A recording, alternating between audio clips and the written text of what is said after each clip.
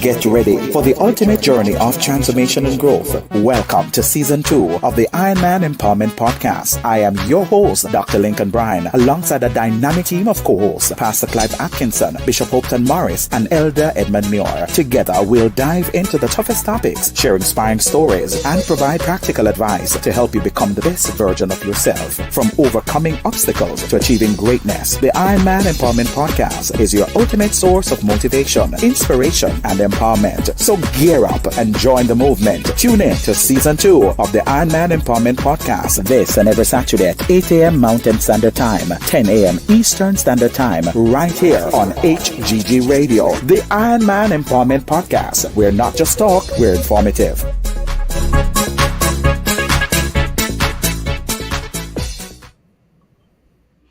Greetings and salutation, and welcome to the Ironman Empowerment Podcast right here inside the studios of HGG Radio. And we're so delighted that you're here with us yet this morning. This is the day that the Lord has made, and we're here to rejoice and to be glad in it. We are grateful that we are alive and we are well, and we are able to celebrate the fact that we are here and we are alive. Let me say good morning to all our listeners near and far that is joining us on this morning. Thank you so much for being here with us, and good morning to my co-host, Pastor Rod Charles, and also Elder Edmund Muir. Good morning, sir, and welcome, and thank you for being, of course, here this morning. Greetings, salutation, welcome, sir. Good Let us morning. set Good it up. morning. Good morning, sir. Morning. We have a powerful program this morning. We're doing it a little bit different. We're tweaking some things this morning, doing it a little different. Of course, we will be really talking to folks near and far concerning the aftermath of what has just hit Jamaica, something that we have never seen or experienced before.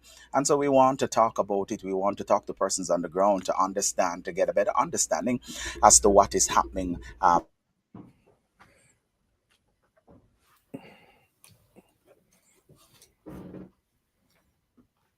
Very, very vital to you and to families back home. So those who are outside of Jamaica, I know there's quite a number of challenges that are happening there at this time as it relates to internet connection, and some are still without power.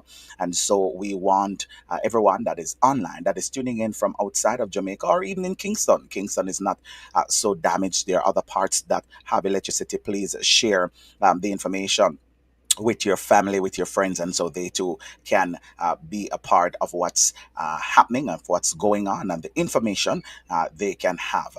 I'm your host, Dr. Lincoln Bryan, and of course, we have a very powerful program lineup for you right here in the Ironman Empowerment Podcast. You know, this is where we inspire to rebuild and to lead with purpose. Here today, we're diving into the powerful and timely conversation, rebuilding together, finding strength after the storm. For in the wake of Hurricane Melissa, communities have been shaken but not destroyed. And together we'll explore how faith, unity, and resilience can turn devastation into determination. We'll be talking with people on the ground who are helping to rebuild lives and restoring hope. And we'll share with you how you can be a part of that effort through giving, volunteering, and standing with those that are in need. So I want you to stay tuned to this episode as we talk about the recovery. We're about rediscovering strength and building that strength together. We know that we are people of resilience. And of course, we want to exercise that today like never before, so that we can really help to rebuild. Because as the winds die down and the rain stop falling, what remains is often more than broken homes, but it's broken hearts, shaken lives, and communities that have been destroyed, and communities that are, folks don't even know what's the next way out. They are out of options. And so we want to really talk about how communities are really trying to find their footing again. I've seen some clips, I've seen some of the videos and photos, and I'm telling you, it's really, really devastating. Really, really devastating. Broken hearts and broken homes, and they're trying to find themselves. And so with the recent passage, it really reminds us, though, of how fragile life can be. So fragile. really, really how life can really be so fragile, and how often powerful, when we come together in unity, and really how compassionate we are, that persons are giving and they too are hurting. And in moments like this, it's not just about rebuilding your homes, but we're talking about rebuilding hope. It's about neighbors helping neighbors and community coming together and rising, and faith rising stronger than the fear. And so we want to really delve into it. Pastor, I'm going to bring you in, Elder Muir, to really just encapsulate your what's happening. A matter of fact, what's happening, sir, first of all, with your family back home in Jamaica, and your community um, down there. Talk to us, sir, in your opening. Morning, good morning again, everyone. It's good to be back here on another episode of the Ironman Empowerment Podcast. My family mostly are in the parishes of Westmoreland, Hanover, Bring Saint your mic a little Elizabeth, closer, Rev. Saint Elizabeth, and of Your course, mic. Just bring it up a little closer. yes, are you hearing me now? I'm Ray? hearing you. Just move your mic a little closer to your mouth. Oh, thank you. Yeah, there you go. Better? Thank Yes. you. Yes, yes. So I'm saying I'm from the western part of the island, from Savannah Lamar, and most of my family is in this area. I have family Wow. members in Hanover, in Saint Elizabeth, and also in Manchester. And Montego Bay as well. And when you hear this, you know that these are the areas that were most severely affected based on Mhm. preliminary overview. And so I only heard from my sister yesterday, and she told me that things were okay on that side in terms of them still being alive. But of course, the devastation is catastrophic. Many persons are left without homes. They don't know where they're going to sleep. They are just there and nothing. I mean, it's like something just came and just took. And I know it's not easy. In some areas are still cut off. I heard that in Bethel town there were bodies. I'm not sure how true that is, but I saw a video of that, and so we continue to pray because it's not good. Roads are still blocked. Some areas still flooded, and it's depressing for the people there. And even when we stand this far and we can feel it. It's heart wrenching. Can I say? I feel like my heart in itself is bleeding for the people of Jamaica. And so we want to just reach out in whatever way that we can, and just be there. I know we might not be able to communicate, but God is still in control of everything. So we just wanna just give God the glory that lives have been spared, because the truth is what we have seen, you would have expected so much death, but yet God preserved the majority of the people. So we have to continue just to pray and lift them up. Go ahead. That's it, Rev. Thank you, sir. Thank you for that, Pastor Rod. What are you hearing on the ground? Any families back home, parish there in Jamaica? Well, I find it a blessing. Um, my wife's family is we're still getting reports and stuff like that for that. I'm probably the only Grenadian. Um, uh, Anywhere, everywhere when it comes down to apostolic churches, Yeah. but my wife is Jamaican, of Jamaican descent, and my mother-in-law and her family, Uncle Patrick Henry, Pastor Patrick Henry, down in Jamaica. So we're praying. We haven't heard all of the news yet, but God is still good. We're still believing for safe journey and coverage. But we thank God. Um, Yes.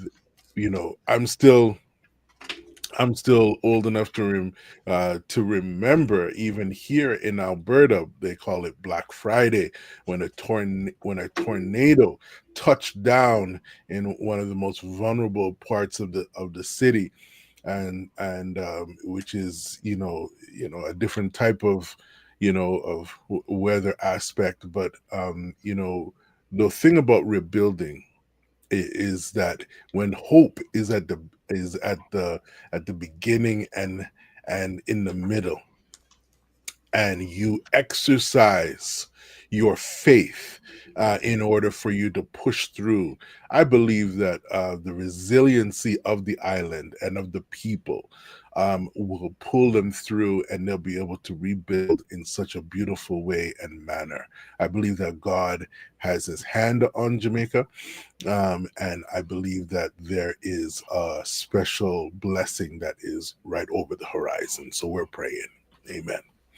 Indeed, indeed, Rev, indeed. So much is happening, and we want to really just spread hope and give folks hope in the midst of everything.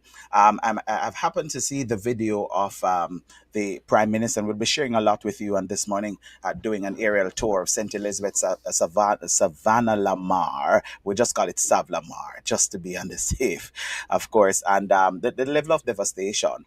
There are persons who reach out to said, they're in Jamaica and they're trying to get a flight out of Jamaica. Some trying to make their way back in Canada. A friend of mine is stuck down there, went down for a convention and stuck now in Jamaica with the children, everything. Flights are cancelled. All of that is happening. So I'm telling you, it's a total devastation on the ground. I give God thanks. My family's from Kingston. And so there's nothing much, no damage, no nothing to our homes and to our family in Montego Bay, who are always on this program. They have they have received some severe damage.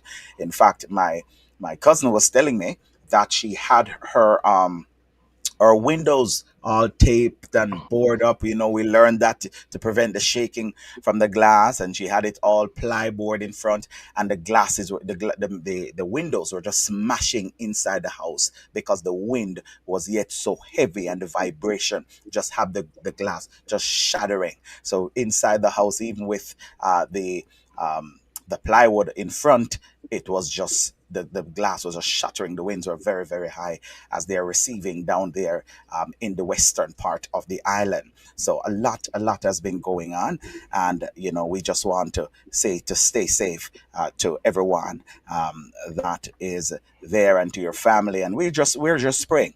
We're just praying that everything will be all right. So far. So we want to really dive into hope, and talk to us about how do you find that hope, Elamure, in the midst of everything. One lady I've seen that while this is happening, she lost her house and everything, and in the midst of that, there's somebody building a house that the roof that they slab the top. The house is not finished moving, and she just going there, she and her husband, just to lay down, just to rest. And in the midst of that, gunmen came to rob them. And she said, "What I have? I have what do I have? I have nothing." And this lady was just really, really crying. She was just really crying. And so I'm telling you, it's a devastation. It's a devastation. It's a devastation. It's a devastation. And so, how do you find hope in the middle of that, Eldamure? How do you find hope, sir? The reality of the situation, it tells us that it's not easy for anyone to find hope. It's not easy. And just imagine those who don't have that foundation of Jesus Christ. It's hard to tell them. But what I want to say is, in every form of devastation, there are opportunities. There are opportunities. It doesn't matter how bad it gets. There are opportunities, and keep your eyes open, keep your ears open, because sometimes these things happen, and initially you don't see any justice, but over time you will see things happening, and then you will recognize that sometimes things are wiped out for your good. It's not easy. We have to turn to the Bible. But what about those who don't believe? That's where my focus is right now. And some people now start to blame even God, right? And so Mm. it's hard when you look at a person now to speak with them. Sometimes they need just a little bit of time, just a little bit of time. And whoever you are, wherever you are, just humble, just be calm for a moment, because when things like these happen, we find that our very existence becomes chaotic. Our minds run all over the place. We fight, we have inner struggles, and we feel deprived of what belongs to us, what is really ours.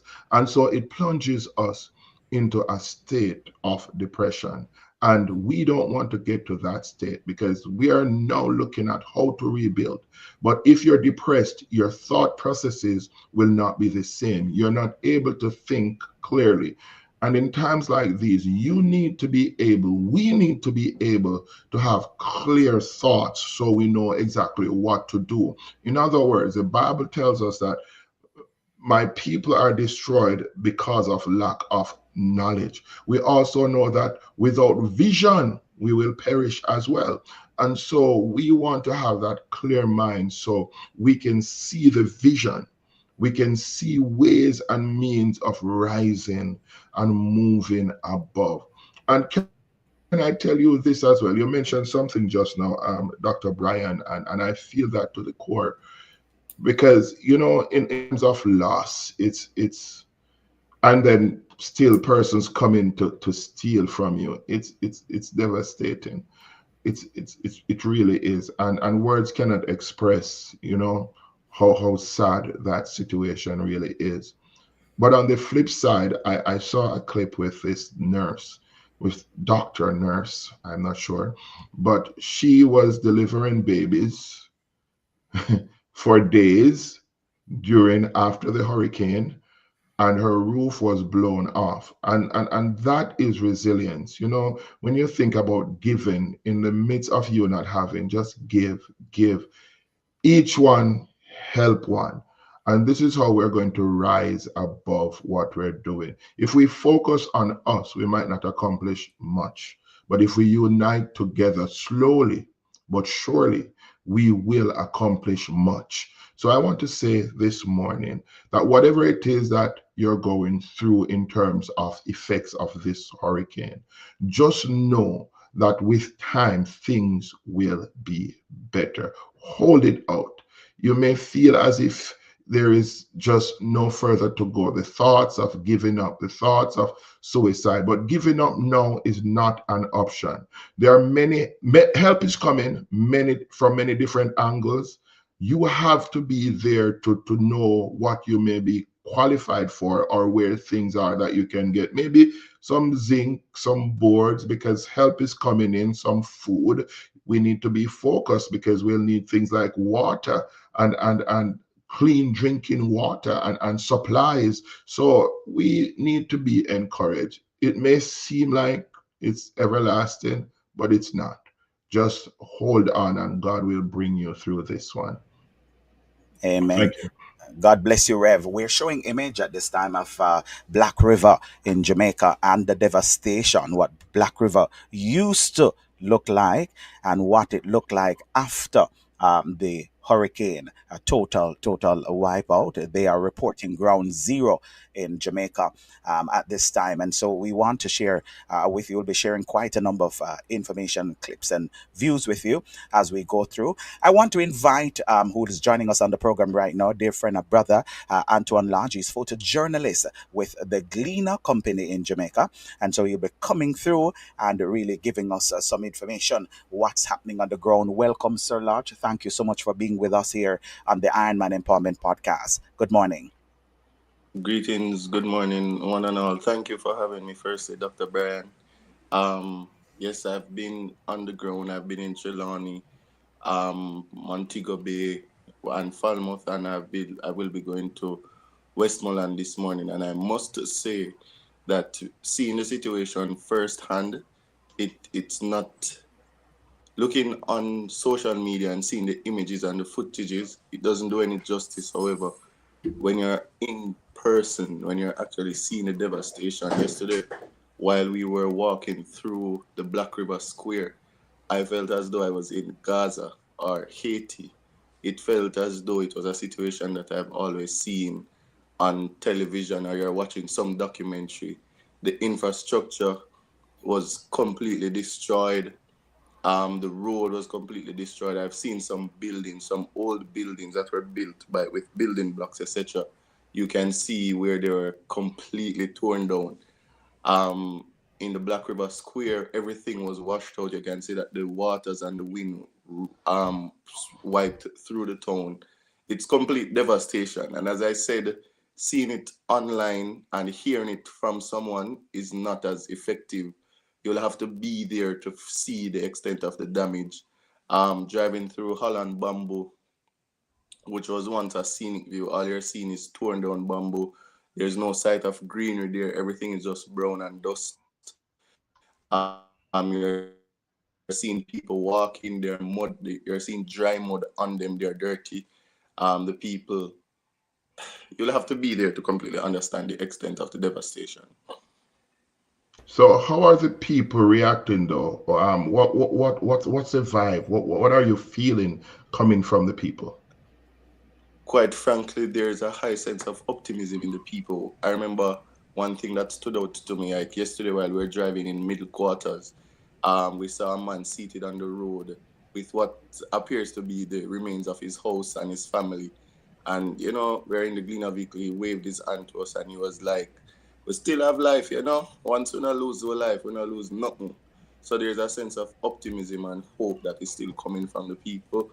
And you can see the resilience. I see unity among the people. Persons in Catherine Hall on Thursday, I see where it was a united effort for persons to help each other clean out their house.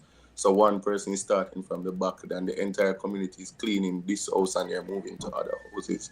So I must say that there's a level of unity and a level of optimism that is coming from the people. Wow. Wow. So as you make your way through, Sir Antoine, as you make your way through to the different parishes, we know that Savlamar is most Yes, affected, the St. Elizabeth area there as well.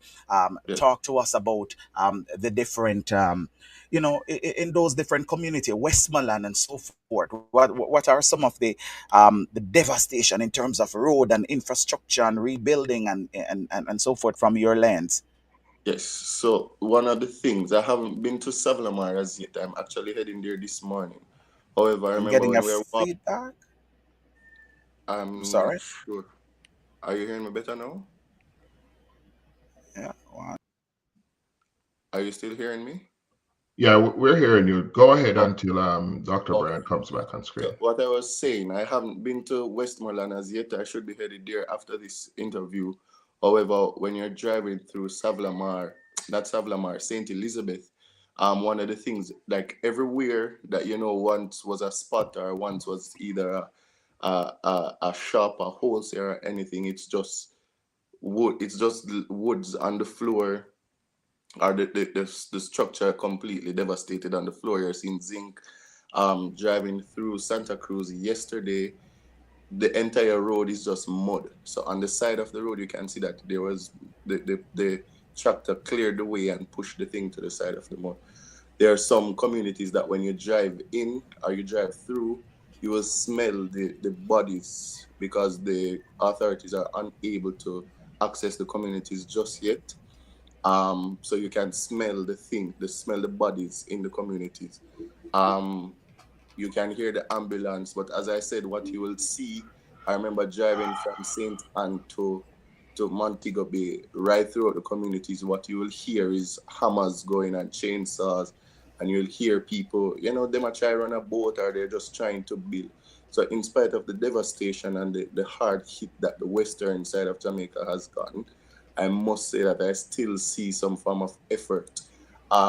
To add to that, I remember in Catherine Hall in Montego Bay on Thursday, everything was just mud. And I remember I was walking and everything, you can't see anywhere that you're going. You have to just walk by faith. And I remember when I stood I was walking to get a photograph and I fell into a hole. And the people were so united, and everyone ran to come and assist me. They were so concerned and curious. And then afterwards, we started to laugh about it. So amidst all the situation and the devastation, there is still some level of hope. To add to that, in the Catherine Hall roundabout in the vicinity of Megamart, it's absolute chaos. Once you're there, the road is not clear. Everything that you're seeing is just mud, just mud alone. The Mega Mart is completely flooded. The walls, when you drive along, I don't remember the name of that road, but the road where, don't remember the name of the road, but the main road before you turn onto Catherine Hall in Montego Bay in St. James, you see clothes hanging out that line by the sea, and you see persons there either washing clothes or they're taking a shower, they're just sitting there with bags and different household items that they're able to recover. When you drive on the streets, all you're seeing is just mud.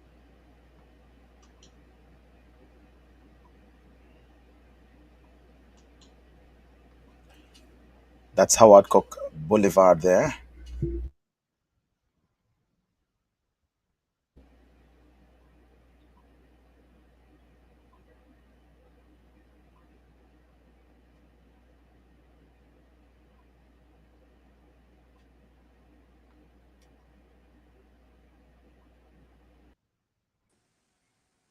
Wow, of course we're having connectivity issues Yes. as we speak. A lot of things are happening, but just listening to you, Antoine, it's very heartrending. It's not Yes. an easy thing, especially when you spoke about the stench, that smell that's Yes. coming through. It's not good. It's not good. But Yes. the good thing is that, the people, they're pulling Remain. together. We see the community coming together, that humanitarianism that's coming out, that resilience that's coming out from Jamaicans, because of course we know that Jamaicans have grit and determination, and we see it happening. Dr. Brian. Yes, thank you so much. Stay with us, Reverend Antoine. Thank you so much for being here. Stick and stay a little bit with us. I want to move to Reverend Tyrell Morgan and welcome you to the Iron Man Empowerment Podcast, sir. We know that, of course, Reverend Tyrell Morgan is the host of the Heart to Heart program there on YouTube. Elder their minister at Bethel United Church, 20 South Camp Road in Kingston. Welcome to the show, sir, and thank you so much for being here with us.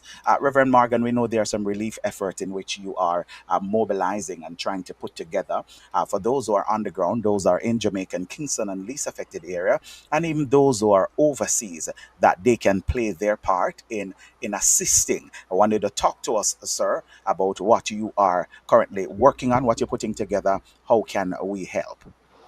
Hey, my brother, Dr. Brian, and all the hosts on this program. I see my friend, Reverend Charles. We met some time ago. Reverend Elder Edmund. Bless you, bless you, bless you. So we meet again. And my young brother, Antoine Lodge. Yes, sir. Wow, Jamaica is devastated. Even though it's mostly on the western side, there are also pockets of destruction. On the Blue Mountain side, roads and communities have been washed away. On the Portland side, folks have lost their homes. But the primary focus right now is on Black River. As Antoine said, sections of Montego Bay, Negril, Lacovia, all of that stretch. Belmont, Bluefields is in a very bad way. And so, Heart to Heart, we have started to mobilize. We have sent supplies through various networks. A lot of people are going down, so the roads are congested. So we sent off some supplies day before yesterday. We just sent off some a while ago. We have created a group, a WhatsApp group, that we're coordinating supplies from overseas, persons in the diaspora. They're sending cash and kind. We have developed a relationship with a local distribution warehouse that we're getting below the market prices for some critical supplies. And so we need help to purchase all of these and to coordinate We have linked with the First Corinthians 13 Foundation, led by Dr. Lorenzo Crombie, and he is from the North Kingston United Pentecostal Church, and they have mobilized a multifaceted mission. So he's a doctor, so he coordinates with doctors. So we're going to have volunteer doctors going down. So it's not just going to be doctors, but also relief supplies. So we have scheduled supplies going down. So we need to get the stuff from the warehouse to the vehicles and to get these down. We also have forged a relationship with Optim Ed, which is led by Dr. Keshana Ferguson. So that's a psychological aspect. So we actually started yesterday with our group. We have a group called Christian Counseling Inc., which we had a closed session because some of the counselors have been affected. Their families have been, washed out in Belmont. So we had that group session first of all, and then we're going to have a public facing session where we're going to be offering counseling, free counseling support. So it's a medical support. It is the relief aspect in terms of supplies, and there is a psychological aspect, and of course there's informational aspect as well. You can see on the screen we have released 4 avenues that we are aligned to. So the official government channel for Jamaica is supportjamaica.gov.jm. So all national efforts are being aligned through there, so folks can find these as trusted sources. We also have helpinghandsjamaica.com, and of course foodforthepoor.org. They build homes and they give food. So in immediate, the 3 R's of a disaster like this. First one is relief.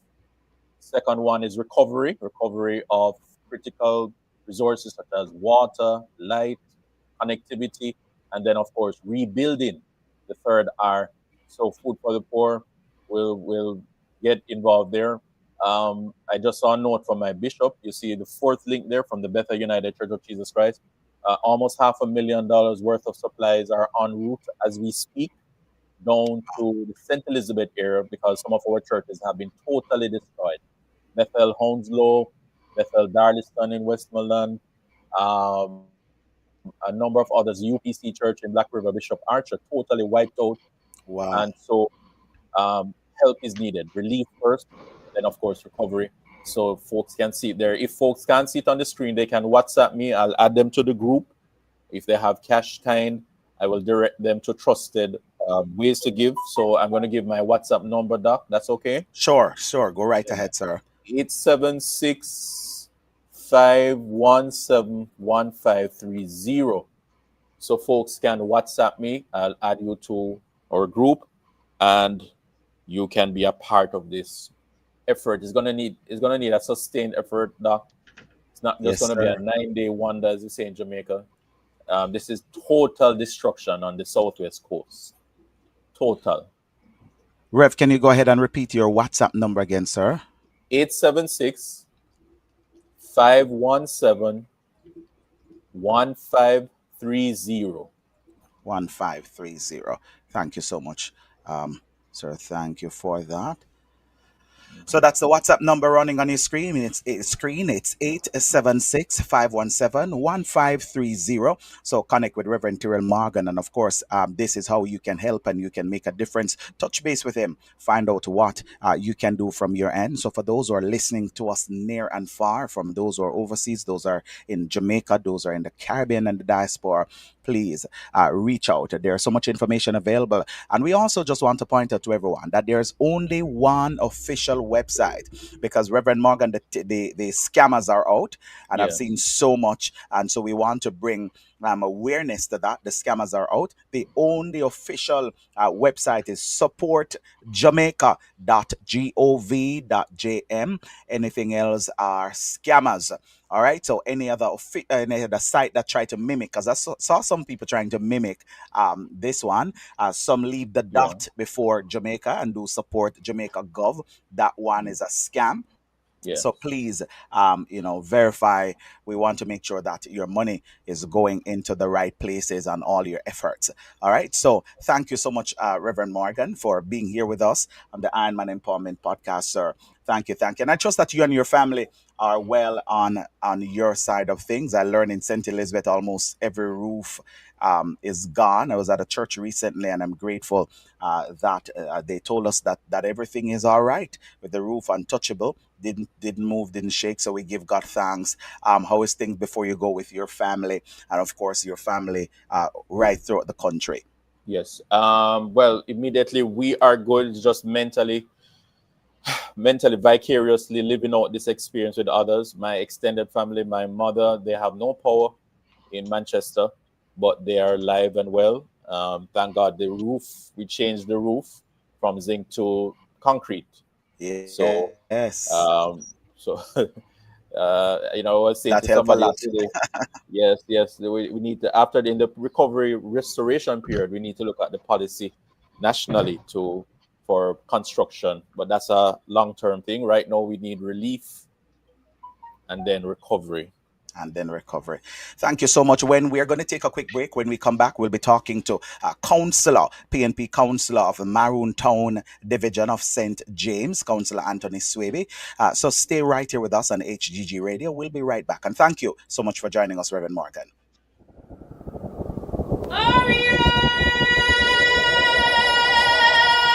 Hello, hello, hello, hello, hello, listeners.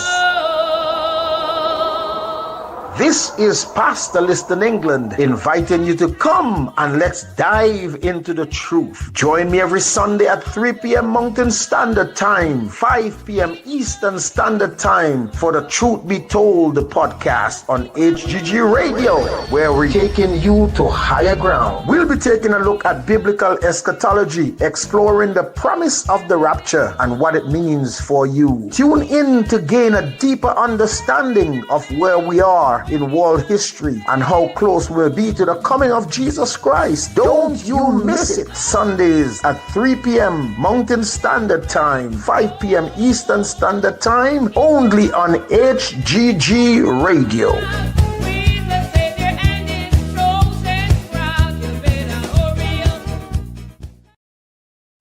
Thank you for staying with us right here on HGG Radio's Iron Man Empowerment podcast. Thank you so much. Just want to also say big thank you to Reverend Lodge. Thank you so much, sir. Reverend Lodge, just before you go, Antoine, he's photojournalist for the Gleaner Company. I know you have a big assignment and running out. What's next for you, sir? What's the plan for today, as I'm sure your coverage continue? Yeah, so today I will be going down for two purposes. One, to highlight some individual families. I'm not necessarily on assignment for the Gleaner today. However, I should be highlighting some families who have been devastated or completely devastated by the storm, and do a report to send back to a particular company for them to offer assistance. And also a friend of mine's, we should be going to try and get in touch with one of his family members that's down south and we haven't heard from since the devastation. Wow, wow, wow. Yes. Thank you so much, sir. Thank you for your Okay. time. Thank My you for being pleasure. here with us. We know how it is, and I've Yes, seen okay. I've seen you in action, sir. Yes, So yes, be okay. safe as you Yes. continue to Thank you do so. very Have a much. great And one. thank you Thank for you. having me. Have a good Oh, one. absolutely. Thank you for being here with us. And of course, we say big thanks to Antoine Landridge, photojournalist with the Gleaner Company, providing us with some insight as to what's happening on the ground. Of course, we'll be making a switch and we'll be talking with PNP Councillor of the Maroon Town Division in St. James. I'm sure St. James has been affected. A lot is happening, of course, down there in St. James. We want to bring him in to talk to us about what's happening on the ground, relief effort, etc. So please help me welcome PNP Councillor for the Maroon Town Division, Councillor Anthony Swaby. Thank you so much for being with us, Sir Anthony. How are you this morning? How are the family? How is everybody doing? President, good morning. Good morning. Well, I can say there is life. So once there's life, there's a way forward. But I know that mentally everybody is trying to basically cope with what has happened in the height of this Hurricane Melissa. So it is definitely a time when we all have to pray for not just strength, but for persons to not live into a state of depression and pray for their mental health, because I know that this can reach to a very devastating state as it relates to person themselves. Yes. Talk to me about what is happening on the ground in the immediate aftermath of this hurricane in your division and in St. James. Well, within my division is cut off from the main entrance, which that would be from the Tucker Irwin through to John's Hall area there. There is the road has totally caved in at the Springmount entrance. So we had to, most of the guys in the community, they came together and they literally cut their way through to a different route to enter Wow. from the Long Hill section through to Anchovy, into Roehampton, through to Mount Foot, and then through to Barnet Bush to get into the community. So that is Wow. the road that is basically being used. What happened actually that had to force that aspect is that we had two bodies, two persons that passed. One actually caved in. House caved in due to the Hurricane Melissa. Persons got her out, tried to rescue her, but based on the persons being marooned, by the time they tried to get out of the community, there was no way, and the person just passed during that time. And Oh, the other wow. person was actually sick.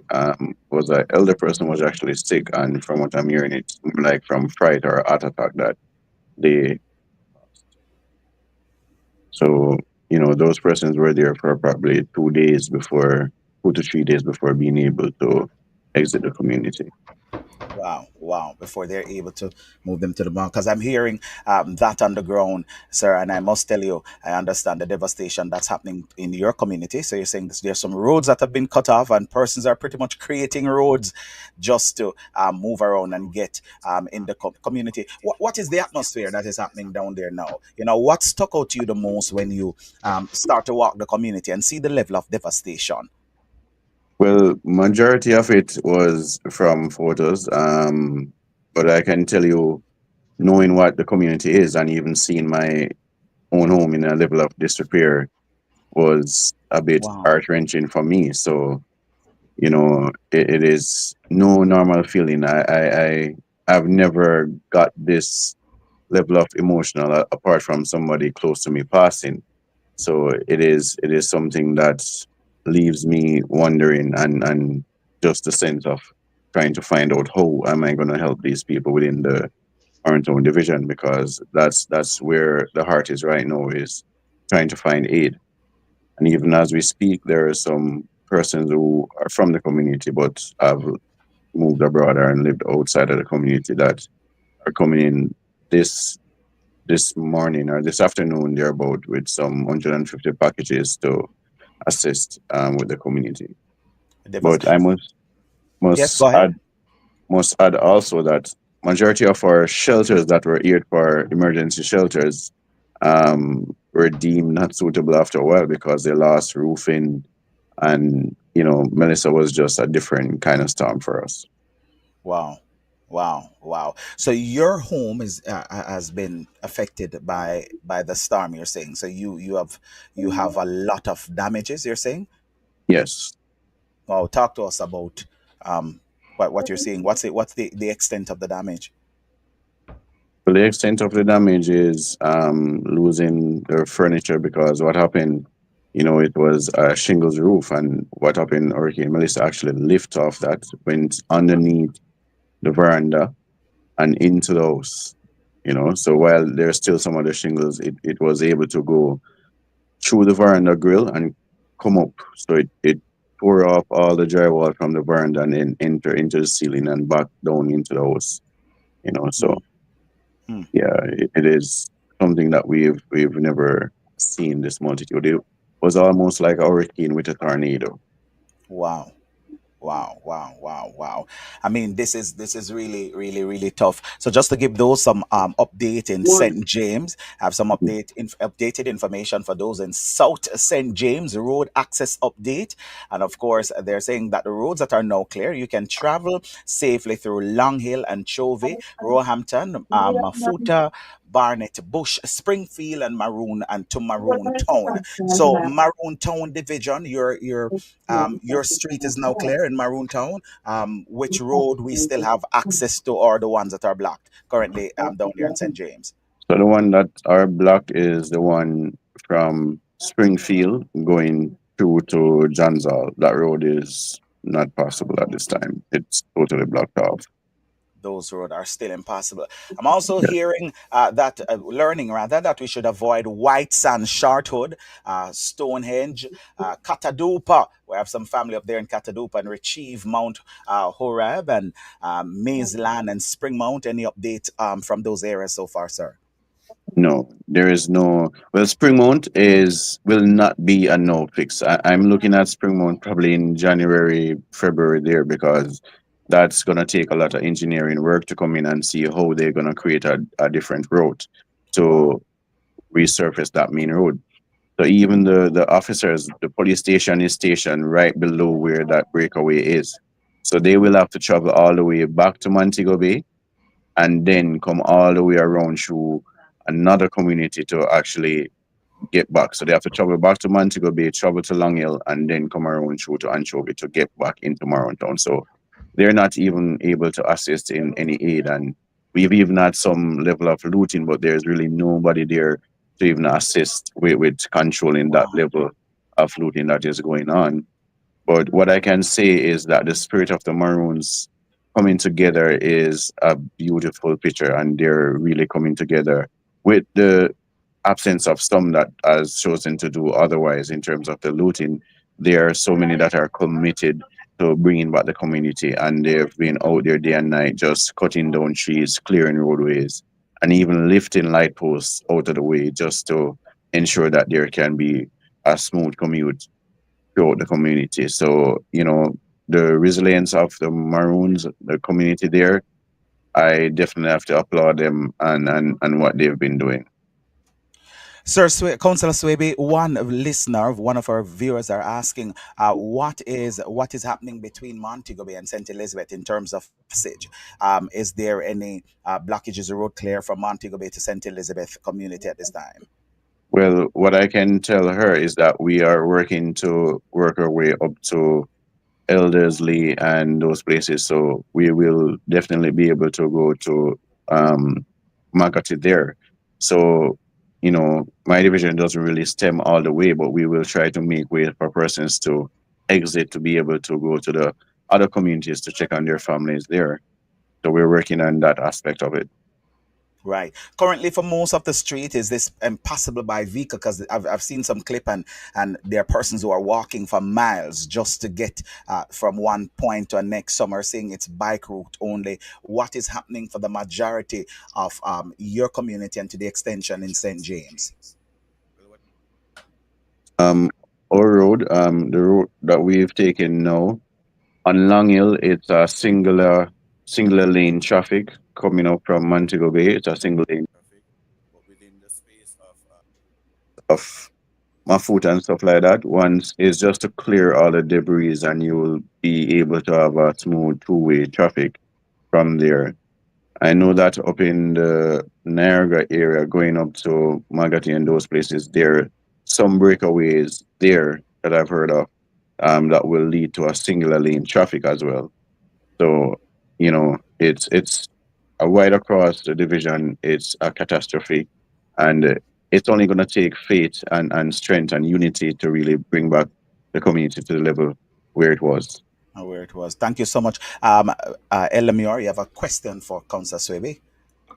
Yes, Councillor, you mentioned something of vital importance, and I'm saying it's like the hurricane walked through like a thief and came in and just destroyed. But I want to have an idea as to, you mentioned a little bit about humanity. I mean, persons coming in to give assistance. What's it like in terms of resources, though? Because you're presently marooned, but the road may have been cleared. What are the resources like that are present for those who have been affected so far? Well, the resources for those who have been affected, there is basically little to none. This would have been our first aspect of any resources. Along with yesterday, the member of parliament, Ms. Nikisha Burchell, was able to do kitchen, a live kitchen, and she was able to get some food out to some of the shelters. And even with doing that, she was not able to come to the side of Maroon Town based on the trajectory of the constituency.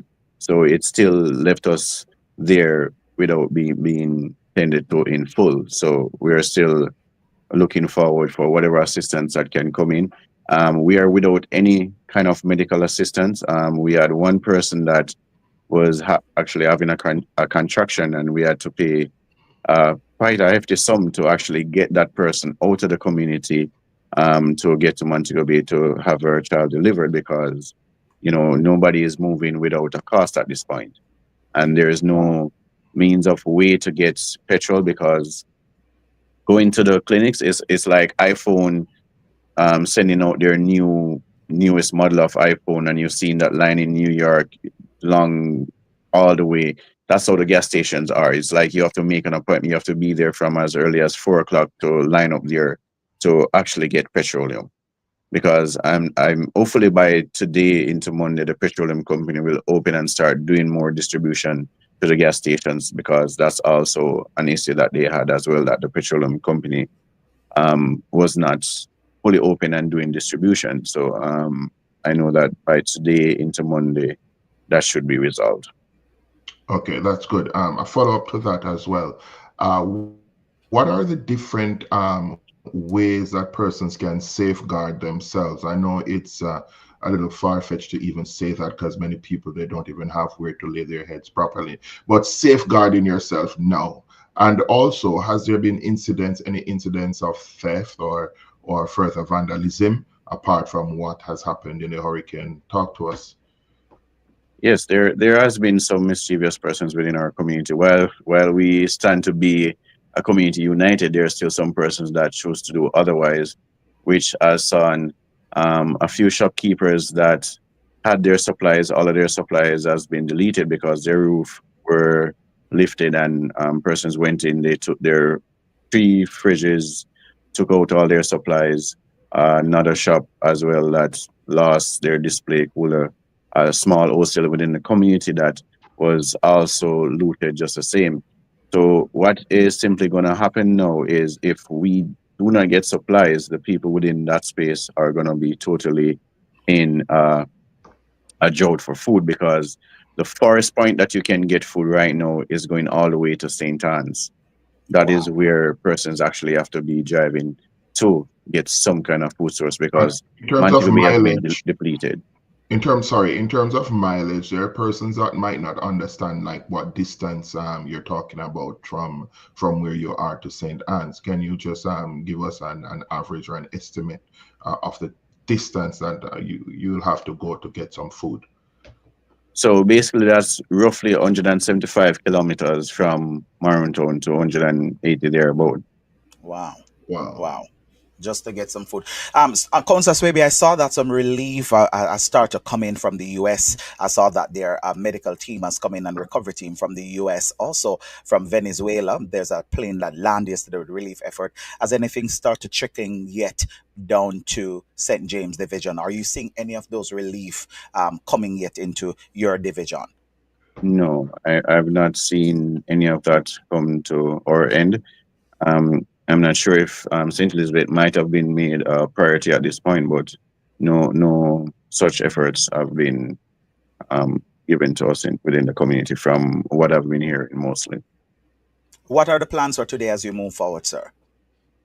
Well, the plans for today is basically what I do for now, not being able to really get around to the community, is I try to touch base. I have persons in different communities that are touching base with families, connecting them back with families right across the region, who reach out to me and ask me to check on their family and have them connect with them.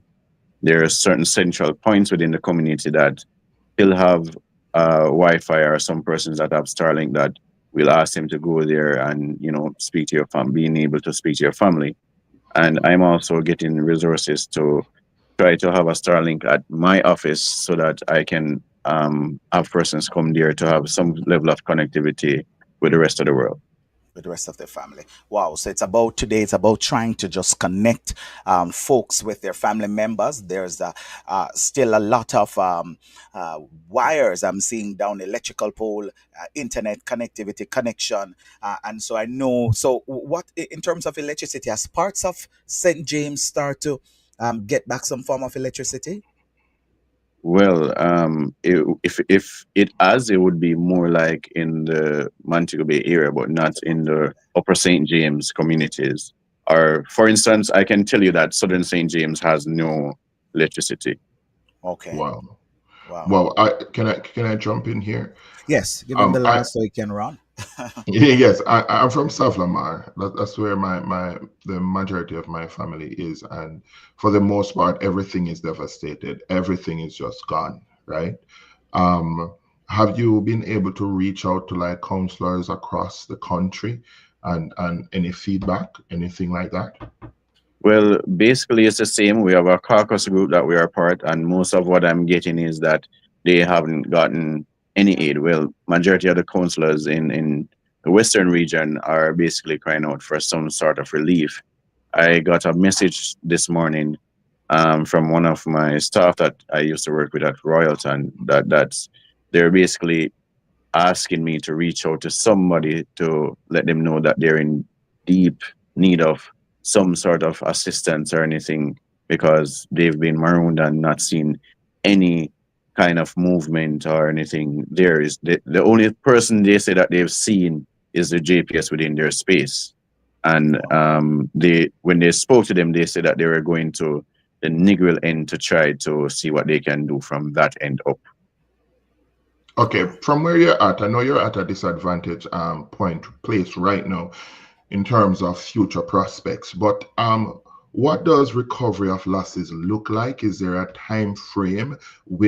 How soon does it look as if we might get back on track? Based on your knowledge, you're in that group. What's it like?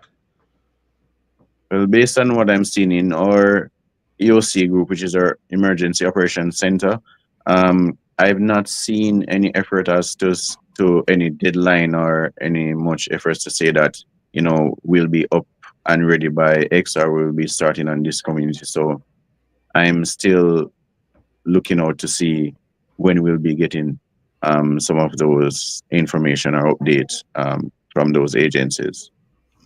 So nothing from JPS, sorry, Dr. Brand, so nothing from Yes. JPS or the Water Commission as to So JPS has basically given an advisory that they're working assiduously to get Buckler lines or power up. That's the most communication I can share with Pastor Brian. When I'm off this call, I'll just share with his WhatsApp the communication that I've gotten from JPS as it relates to any improvement towards the communities.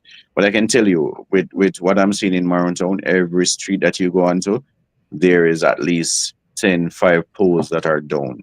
wow. So I can tell you that the last time in Beryl, it took us roughly about 2 to 3, over more than 3 weeks before we got back electricity. So, and when I said that, we had communities still that went into over 2 months, over a month or more, that didn't get back electricity after Marrontown got back electricity. So it's going to be a tough walk. Quite some time. Thank you so much, Councillor Swaby. I know you have a busy day. I know a lot is going on your side, but we really Yes. want to thank you for stopping by here on HEG Radio and to help us spread the word, of course, to our folks in Jamaica and those in the diaspora, and of course, the wider world, that they can get the information and able to reach family and able to, of course, contribute. We have been giving the official government website as the ways that persons can support, and hopefully we can go there and, of course, get all those resources in. Anything from your side as to how persons can do definitely for Marrontown Division for your area? Well, for Marrontown Division, I'm reaching out to diaspora that would have lived in the Marrontown Division or from the Marrontown Division, our family there.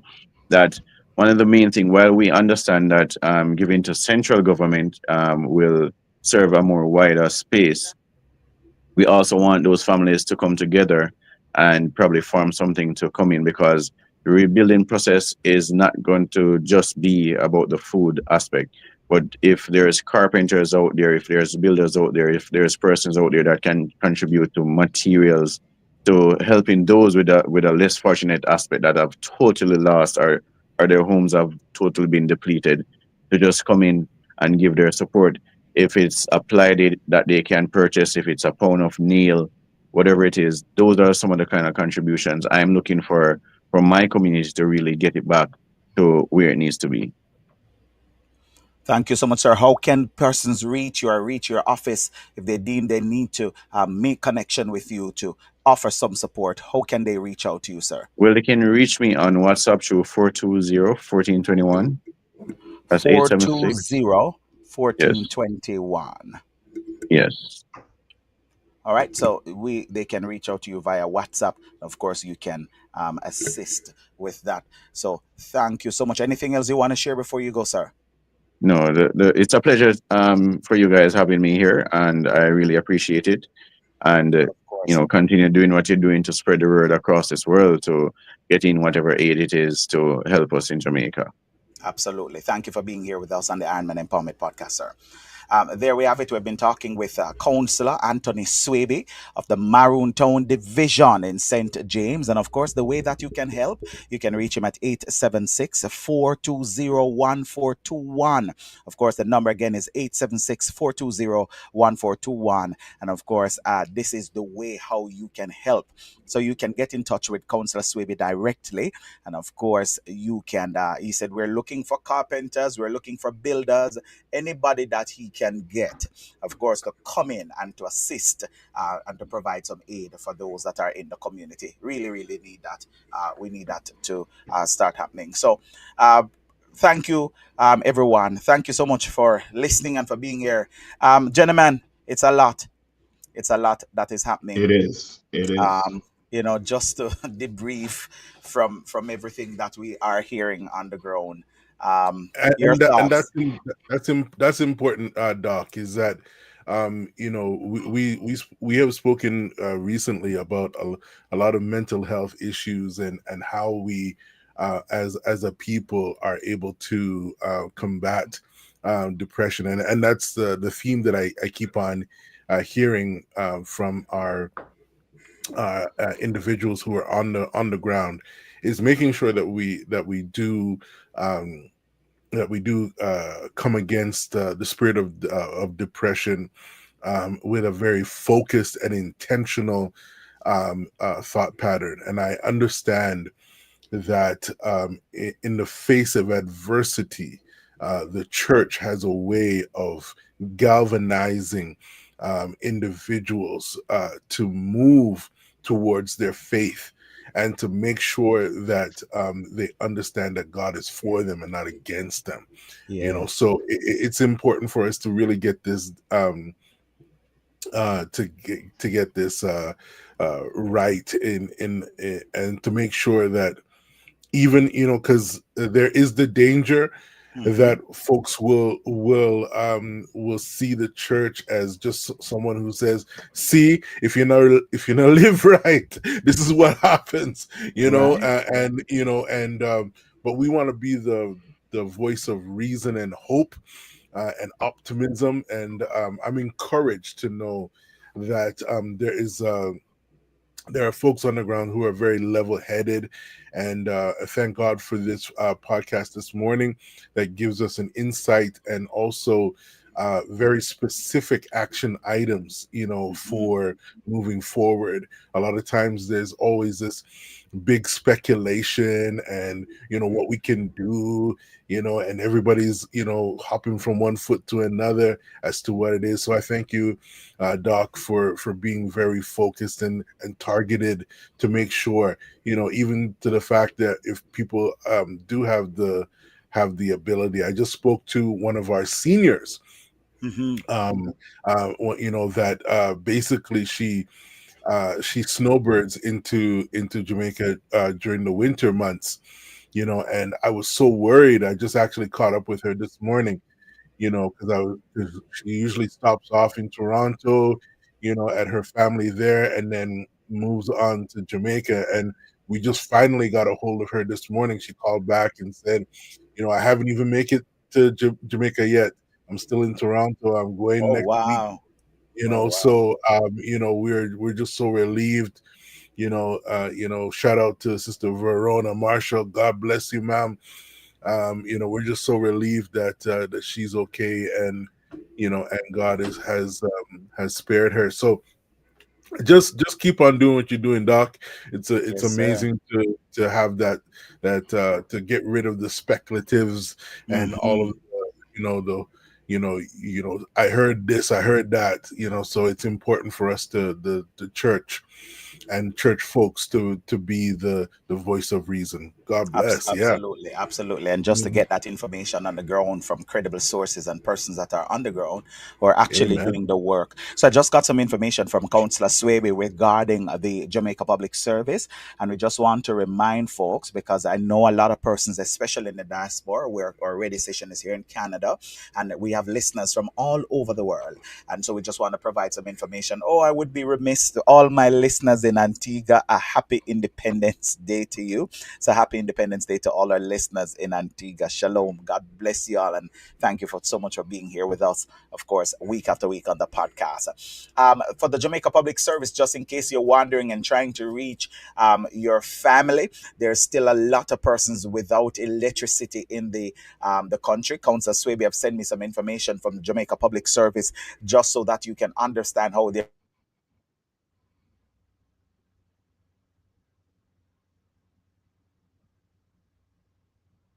I think Dr. Brian has cut out, but we're still here. We're still yes. here. Yes. Go ahead. Go ahead now. Yes, Dr. I'm Brian. so sorry. Just having some technical difficulty on my side. But just want to share some information with you as to how they're working, how they work after the hurricane. There's a 6-step restoration process that Jamaica Public Service is working with. And the step 1, of course, they're doing damage assessment. And they have started this, I think the day after the storm. They have started their damage assessment. And of course, they want to inspect the power line to just make sure that the grid network they identify, the repair that they need. They can't just turn on the power. Lines are on the ground, dangers are ahead. So they have to do the risk assessment first, check the different areas that the connections are before turning those on. They want to repair critical infrastructure. I saw an interview with the CEO, and he's saying that metal, hard iron metal, that holds up generator that he don't expect to move, have been twisted and broke by this hurricane. This wasn't no joke. If it's twisting up metal, there are roofs that are hurricane proof roof that just it just go like paper. So some metals in major infrastructure have been damaged. So they're dealing with some major infrastructure. So that's the second step. Step 3 in the process, they want to restore essential service. And this has to be hospitals, water pump, telecom system, morgues, police station, and other essential service. So that's step 3. So they're going to go through this before they can move to residents. Step 4 is to restore major line, major artery. They're going to do that to business areas and to customers alike. So you can go and get your stuff at different supermarkets, etc. So they're going to do that in step 4. Step 5 is to repair smaller lines. After you repair smaller line that feed communities, include those off the main road, and then they move into the individual homes, which is step 6 of the process. So, of course, sometimes will overlap, but there's an established restoration order in order to restore power to the country. So some folks, you may not hear from your family as often as you norm. And as Councillor Swaby said, they're trying to set up, as it is right now, a Starlink. I know Flow Jamaica is doing complimentary internet package and internet service for those in Jamaica at this time. And so for via Starlink. And so we want persons to be aware as to what's happening so they too can participate in this. For those that are here in Canada, just want to give you this information, and we'll continue talking. Hurricane Melissa Relief Program for Jamaica from Canada, and this is put on by the Jamaica High Commission here in Canada. For those who are in Canada, this is how you can do. Right on my screen for those who are on the YouTube link, and those who are on radio on hegradio.ca. We just want to provide you some information. Again, there's only one one official support site for Jamaica for hurricane relief, and this is supportjamaica.gov.jm. All right, and so you can do that there. But for those that are in Canada, we have drop off points for non perishable items. You can go to the Jamaica Canadian Association, that's 995 Arrow Road. All right, so that's the Jamaica Canadian Association. The Montreal, Jamaica Canadian Association of Montreal, and this is at 4065 Rue Jean Laton, Montreal. So you can go there. For those who are in London, Jamaican in London Ontario Association, and this is at Irie Market in Ween Community Center. You can always drop this into your Google if you don't remember. Mississauga Atlas Cargo Emergency Relief Warehouse in Mississauga, 65 Northwest Drive. Take whatever you can and drop it off. They're going to get these services in Jamaica. They're working with the Jamaican government to ensure that these is given. And this information is from the Jamaica High Commission of Canada. Those that are in the Durham region, you're in the East End outside Toronto, then you need to contact Stephen Gritton or StephenGritton@gmail.com, 289-996 8767. And all the other province, please go to the Honorary Council of Local Jamaican Community, and you can get some information, of course, from the Jamaican High Commission in Ottawa. You can Google that, get those information, get those contact out. For those who are in Canada, you have no excuse. If it's not located in the province that you live, then you can make your donation directly at supportjamaica.gov.jm. So I just want to give some information for you. St. Elizabeth, Black River St. Elizabeth, volunteer can choose date. They are looking for volunteer. So those are in Kingston and least affected areas, that if you can go, please, that's today, November 1st, and tomorrow, November 2nd. They want you to sign up. Go to Lucky Cleaver FDM and Instagram, or Lucky Clover, FDM, Lucky Clover Foundation at gmail.com. Go there and sign up to volunteer in St. Elizabeth. And so they're saying, once you're well-able body, please go and sign up. There's a barcode on our screen for those who are listening that you can sign up and assist. There's an official press release. I just want to give you all the official information right here for those who are listening to us near and far.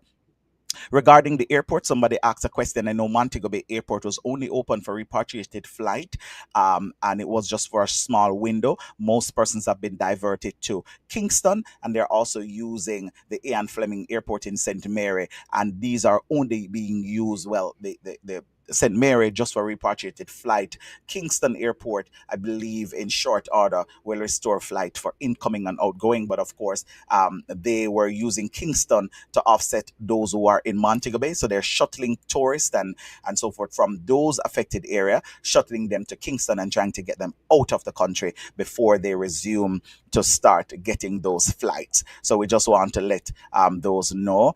Blessing again, Antigua's in the house. I'm telling you, the Antigua Massive always here. So we just want folks to know and just to give you all those information. Somebody asked any update in Ginger Hill. We don't have much update. What we know is that St. Elizabeth right throughout is devastated, and those in Black River has been declared ground zero, and St. Elizabeth is where all the efforts have been being focused at this time. And of course, then they move on to the other parishes, of course, St. Elizabeth and by extension Westmoreland, because those are the most affected parish.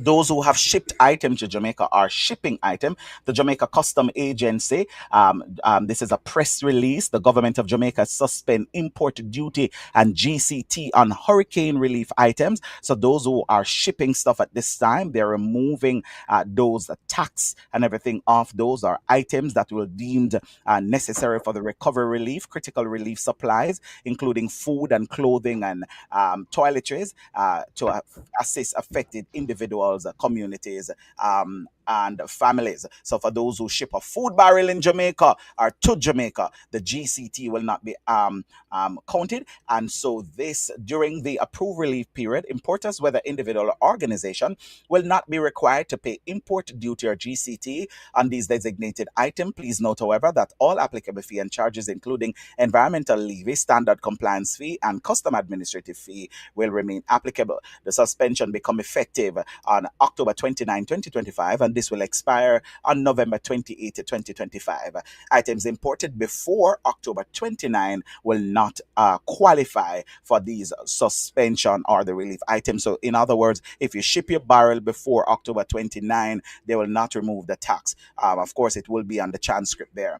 But if it's shipped after and you're shipping food barrel, those taxes will not apply. The Jamaica Custom Jamaica Custom Agency remain on the front line of Jamaica Relief Response, working in collaboration with ministries, departments, and agencies and other partners to fast track the clearance of critical supplies. And so they want to get those assistance out to those who really need it. So of course we want to say bless you, Lady Simone, Lady Stacy Simpson, and she said she have family in St. Elizabeth. You know, the damage is bad. I trust that you're able to hear from those in St. Elizabeth pretty soon. We have given some hope for Jamaica Community Hurricane Relief concert that is happening at the Jamaica Canadian Association. Again, for those who are in Canada, it's Thursday, October 6th. They're trying to raise some funds. This is under the distinguished patronage of the High Commission of Jamaica to Canada. And so this is one of those that are put on along with CJDC Canada, the Jamaica Canadian Association, in order to raise some funds for those. All funds will be donated to the Office of Disaster Preparedness and Emergency Management. So under the patronage of the Jamaica High Commission, for those who are in Canada, please go, and if you can give those. Brooklyn, New York, I will not leave you out. Donation is needed for Jamaica. Food, non-perishable Pampers for adults, for babies, baby formula. You can drop that off at Volume Cut Barbershop. So my friends over there in New York, in Brooklyn, New York, Tabernacle of Love family, and those who are listening to us Saturdays after Saturdays, you can make your way to Volume Cut Barbershop, and this is on Utica Avenue. See, same avenue as your church. You don't have no error, no reason not to drop off something. 1069 Utica Avenue in Brooklyn, New York. That's Michael number is 917-562-2149. And so that's a Volume Foundation and Volume Entertainment, along with Volume Cuts Barbershop. They're raising this and sending these off to Jamaica. So make your way over to Volume Cut Barbershop at 1069 Utica Avenue and donate something. All right, so those are happening. Eglinton Studio M is putting on something as well. You can drop off at Studio M for Jamaica Relief Fund, and Studio M is located at 1672 Eglinton Avenue West in Canada. So for those who are in Canada, those who are in New York, I think I've covered almost everywhere that I know, and the information that I've been receiving for the different relief. So you got the credible information right here on HEG Radio, Ironman Empowerment Podcast. Elamior, debriefing, sir. Wow. For the next few minutes. A lot. Wow. It's a whole lot. It is a whole lot. You know, and you can feel that strange feeling on the inside, just listening, just hearing from those who are on the ground. And something interesting that was said, it's one thing to see it on the social media platform and another thing to be there on the ground. So if we're feeling this way, can you imagine what they're feeling? And they're in Westmoreland, right? Someone asked about Grangeville. Let me just say what I know about Grangeville. There has been mass devastation. The church at the square, I'm not sure if it's a Methodist, but it's at the square on the Sterling Road, right where you turn to go to the high school. That church is devastated. Every single bit of the roof is gone. It's gone. Many other churches, they are gone. Manning School, Geo Yes, teacher, who is that? Big up I on think yourself from your geography teacher from. Oh, the Lord bless you. that's your teacher, Elamure, your teacher from Yes, Mannings. and just to say as well, Manning School, we have lost the foundation building, Thomas Manning Wow. building. It's destroyed, and that was something that we tried every way to retain. Even in repairs, it's repaired and it's left the same. And many of the classrooms, they have lost roofs. It's like a whole another starting over for Oh my the God. Manning School. Our heart goes out for them as well. And back to Grange. And so I have also seen footage of other churches that have been destroyed, even in the not Chantilly, but in the Landilo area, Bishop Williams Church, pastored by Pastor Craig. It's flat, it's down. You Wow. can see the rubbles, and the podium is still standing, and everything else is down. No roof, no nothing, and it's still standing. So it's catastrophic, and I don't even believe that's the word. It's greater than that for the people, and they're just hanging on. It's not easy. It's not easy. And those of you who can give hope, please reach out to someone, give them hope, because our strengths are different, and some people might be stronger than others. Try to reach out to someone. Try to allow them to know that it's not over. It is not over. Just hold somebody's hand, bring them up. If you have, I remember when I was in college, and I will never forget, we had one bulla, for those of you who know bulla, and we were hungry, and that one bulla served for 6 persons. So you can imagine in times like these, whatever we have, we try to share so others can have. Don't just be selfish in this season. It is a whole lot. I was told also that Trelawney is devastated, and there are places that are still marooned. In the area of Westmoreland, Dr. Brian, Yes. Cave Mountain, I saw some clips, and even the trees have lost leaves, and they have been. I mean, they are down, but the leaves are gone. It's like an entire wave came and just cut everything off. And so we know that it's not so easy. We know that it is hard. And if you have not heard yet from your relatives and friends, there are various means and ways that persons are finding now. In Savannah Lamar, as Dr. Brian said, in Sav, there are numerous places you can go to. But what I hear, when they realize that there's too much persons coming there, then they will change their passcode or do something. So you can go into the South area and you'll see where persons are gathered, if you're able to make it in. So you can reach out to your family and friends abroad, because they are worried. Some of them are going in severe state of depression, and they're Hmm. crying out all over social media looking for you. So if by any chance you hear this, please try to reach out to all those whom you think are looking out for you. Thank you, For each Dr. other. Brian. Thank you so much. Got a release from Bishop Devon Brown, presiding Bishop of Bethel, Jamaica, the West Indies organization. And this is to advise the group of members of the Bethel Church and its surround that there's a group that is on their way from the organization with emergency relief supply valued at over 400,000 Jamaican dollars to distribute to our brethren and members of the community in Hounslow, Barber Hall, and Pepper. That's down in St. Elizabeth, Westmoreland area there, where the churches are currently located.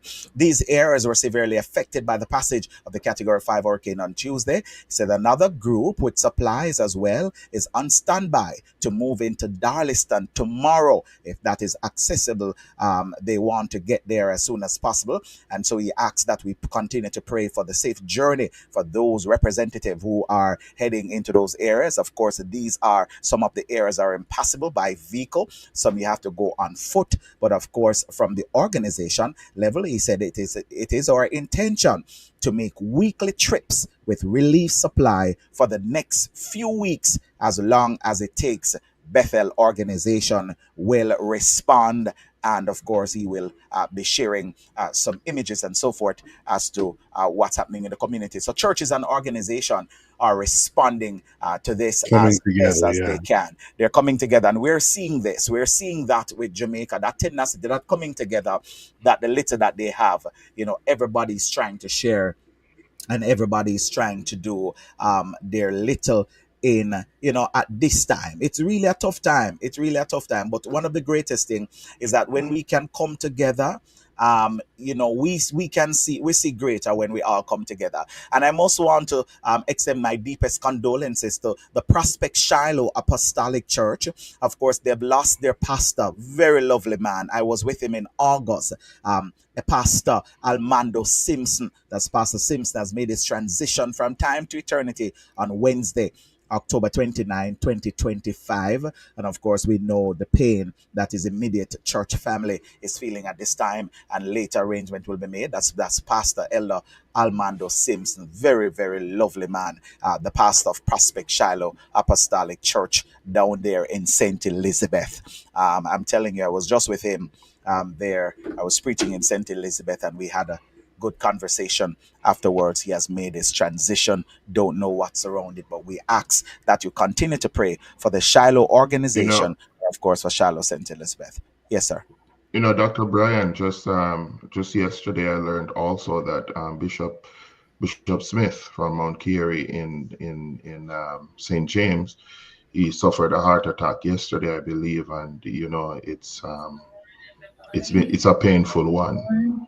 It's a painful one. Or day before, I am thinking it may have been too much for him. What he saw, what was going on, So our prayers goes out for them, and also all the relatives and friends, the church community. We really are saddened by this. Really, really a tough time. It's really a tough time. It's really a tough time. Really a tough time. That we are dealing with and that we are facing. And so everyone is reaching out. From my own Bishop Barrington Smith, let me just give this last release and then we move to the close. From the decks of Bishop Barrington Smith, Diocesan Bishop of the Canada District Council, Senior Pastor of Kingdom Life Ministries. Hurricane Melissa has left a trail of destruction across the island of Jamaica, home of many of us. Our family members and friends have been severely impacted by the strongest storm to strike the Caribbean in modern history. The Canada District Council, PAW, of the Pentecostal Assemblies of the World, and Kingdom Life Ministries stand with our family members and brothers and sisters in the island of Jamaica, and we pray before the storm, during the storm, and now praying through the recovery effort. We are confident that although it will be long, difficult, and challenging recovery, God will bring restoration to the people and the island of Jamaica. As we continue to support our brothers and sisters and friends of this nation, we will add our resources to our voice. We will coordinate targeted effort to assist those who suffer the greatest loss. Jamaica will rise from the ruins of this disastrous hurricane, and the sun will continue to shine on the beautiful country, Jamaica land we love. And so the Pentecostal Assemblies of the World, Canada District Council, as well as the Kingdom Life Ministries will be putting together our resources to help those who have been affected in Jamaica. So churches, we're seeing it, Elamure, churches all over, they're trying their very best and they're doing their very best how to assist at this difficult time. So we want to thank you. Elam, your final word before we wrap this program. Very, very, a lot of information to give. And I trust that as we give this information, you can take it, you can receive it. And what we want to shut down is all the hearsays and stuff that may not be correct. All right. So Elamure, I'm going to bring you in at this time just to provide with your final word before we close. Just unmute and come, sir. Thank you so much, Dr. Brian. I believe that a lot of information have been shared here. My word to the people on the ground is that try to ensure that you're not scammed at all. just go to the relevant authorities. We have shared numbers, we have shared websites where you can go to get information on the recovery process. We know that Jamaicans are very resilient, and we will find ourselves out of the toughest of situations. This is no different. It's bad. We have never seen it, but we are Jamaicans. We are strong. God bless and keep you. Remember our national anthem and our pledge. They're like prayers and covenants with God. And so I pledge to God, and whatever we pledge to him, he will ensure that care is taken. So God bless you. And know that God is still in control. He's still the mighty God, the loving God, the caring God, the God that you know that will provide in times of trouble. Thank you so much. Thank you so much for that. And someone also remind me to share that one of the biggest voice in Jamaican radio land, many of us grew up to his voice, Barrington Gordon, but better known as Barry G, has made his transition. They, of course, call him in Jamaica the Boogeyman. Has earned that name and has received the Order of Distinction, OD, in Jamaica, has also made this transition, so that voice you'll no longer hear on radio. Again, we just want to warn you, as Elder Muir says, regarding the scamming and the activity. We have the numbers that we have shared there for you. We have the different organizations that are working on the ground. And again, we want to share this. There's only one website officially that Jamaica has. It is supportjamaica.gov.jm. It's the only website, supportjamaica.gov.jm. So please utilize it there. Councillor Swaby have given us a number for Marintone Division, and if you want to contribute, 876-420-1421. Thank you, everyone, for being here with us, for sticking and staying with us, and for helping us, of course, to spread this word. Now we're depending on you to share it with your family and your friends. As we close today's episode of the Ironman Empowerment Podcast here at HGG Radio, I want to remind you that storms don't last forever, but strong people and strong communities do. Today we talk about rebuilding together, finding strength after the storm, and we have heard stories of courage. Oh my God, we have heard stories of courage. We have heard about compassion and community. The real power lies not just in what happened to us, but in how we respond, in how we come together and to lift each other up. So whether you give, volunteer, pray, or simply encourage someone who's hurting, know that your small act can make a big difference, because rebuilding isn't just about restoring walls and roof. It's about restoring hearts and hope and faith.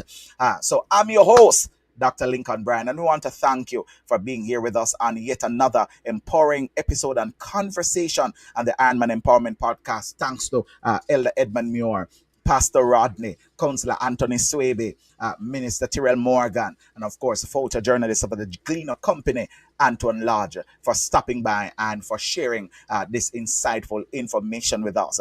And so on behalf of the entire production crew right here on HGG Radio, we want to thank you for being here with us. And again, we said to share, like, and subscribe. You can download our app at Higher Ground Gospel Radio. You can also find us at hggradio.ca, where you can continue to listen to empowering content. Until next time, thank you so much. And remember, Jamaica will rise again. We will rise again, and there is still hope.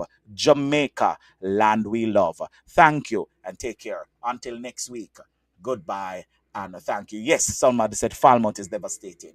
Thank you so much. Have a great one. Elder Muir, God bless you, sir. Get ready for the ultimate journey of transformation and growth. Welcome to Season 2 of the Ironman Empowerment Podcast. I am your host, Dr. Lincoln Bryan, alongside a dynamic team of co-hosts, Pastor Clive Atkinson, Bishop Hopeton Morris, and Elder Edmund Muir. Together, we'll dive into the toughest topics, share inspiring stories, and provide practical advice to help you become the best version of yourself. From overcoming obstacles to achieving greatness, the Ironman Empowerment Podcast is your ultimate source of motivation, inspiration, and empowerment. So gear up and join the movement. Tune in to Season 2 of the Ironman Empowerment Podcast. This and every Saturday at 8 a.m. Mountain Standard Time, 10 a.m. Eastern Standard Time, right here on HGG Radio. The Ironman Empowerment Podcast. We're not just talk, we're informative.